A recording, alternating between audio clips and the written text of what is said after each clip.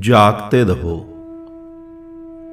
एक ने प्रश्न पूछा, कहता है परमात्मा, तुम हमेशा कहते हो शास्त्र व्यर्थ है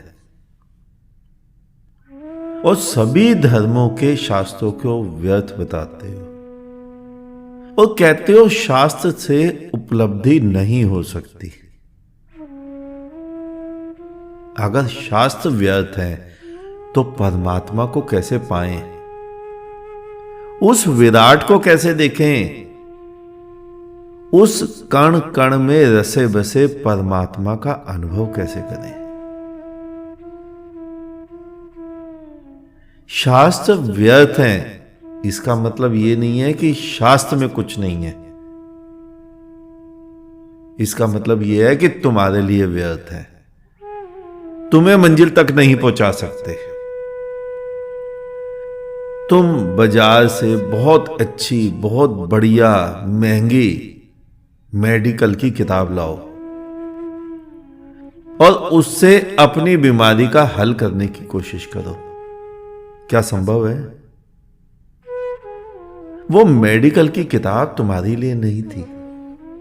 वो जो डॉक्टर बन गया था, जिसको 50 वर्ष का एक्सपीरियंस हो गया था, वो उसने लिखी थी अगले डॉक्टरों को बनाने के लिए। और केवल उस किताब से भी डॉक्टर नहीं बनता।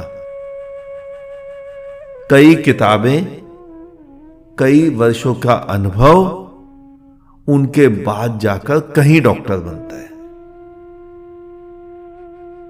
तो वो किताब, वो शास्त्र तुम्हारे लिए व्यर्थ है। तुम उनसे नहीं बन सकते, क्योंकि अनुभव कहां से लाओगे?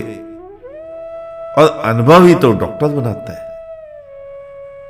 अनुभव ही तो परमात्मा का साक्षात्कार कराता है।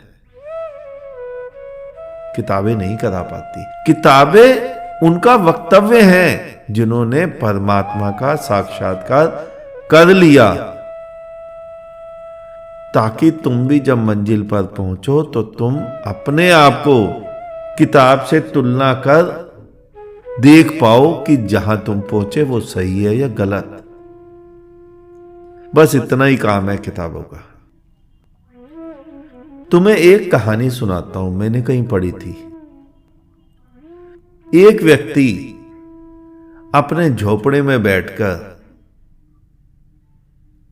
सुंदरता पर व्याख्यान लिख रहा था। सुंदरता कैसी होती है?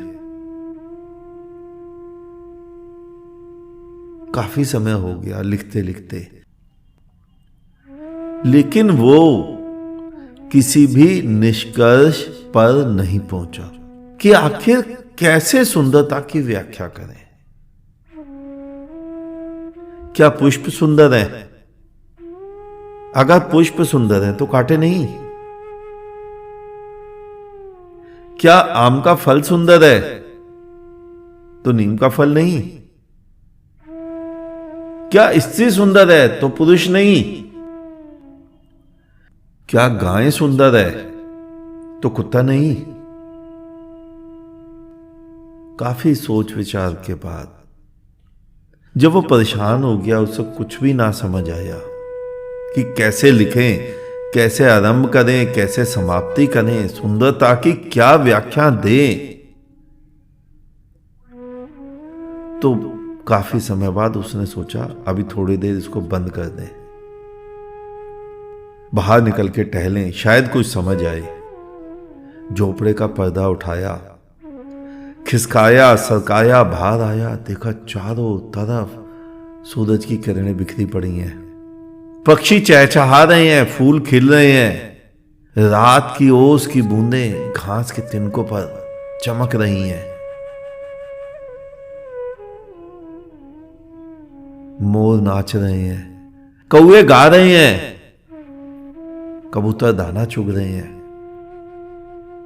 हवा सर सर सर सर आवाज कर रही है वृक्षों के बीचों से। वो तो खुशी से नाच उठा।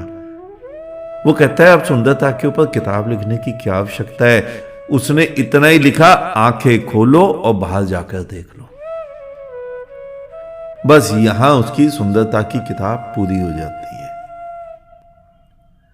और तुम जो परमात्मा पे किताबें लिखते हो, जिनका मैं विरोध करता हूं, भजन गाते हो, बाबा तुम भगवान हो, तुम्हारा ही भजन है ना, तुम सिद्ध करने की कोशिश कर रहे हो वो भगवान है, चाहे वो ना माने स्वयं को। परमात्मा के ऊपर, भगवान के ऊपर किताबें लिखने व्यर्थ है, कोई आवश्यकता नहीं है। बुद्ध कहते हैं आंख खोलो देख लो, चारों तरफ बिखरा पड़ा है परमात्मा। तो तुम्हारा यही प्रश्न था ना कि शास्त्र व्यर्थ हैं, कैसे? तो मेरे इसी वक्तव्य को रिकॉर्ड करो, 4 बार सुनो, पता चल जाएगा कैसे। परमात्मा पे कोई भी शास्त्र लिखने की आवश्यकता नहीं है, केवल आंख खोलने भर की देरी है।